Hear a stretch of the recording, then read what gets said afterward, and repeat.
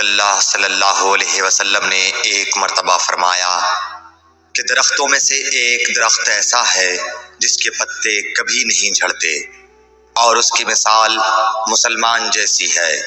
मुझे बतलाओ वो क्या दरख्त है। तो लोग जंगली दरख्तों की सोच में पड़ गए और अब्दुल्ला बिन उमर के दिल में आया कि मैं बतला दूं कि वो खजूर का पेड़ है। अब्दुल्ला कहते हैं कि फिर मुझे शर्म आ गई और मैं चुप ही रहा। तब लोगों ने अर्ज किया, या रसूल अल्लाह, आप ही खुद इसके बारे में बतलाइए। आपने फरमाया, वो खजूर है। अब्दुल्ला कहते हैं कि मेरे जी में जो बात थी वो अपने वालिद हजरत उमर रज़ियल्लाहु अन्हु को बतलाई। वो कहने लगे कि अगर तू उस वक्त कह देता तो मेरे लिए ऐसे ऐसे कीमती सरमाए से ज्यादा महबूब होता। सही बुखारी हदीस नंबर 131।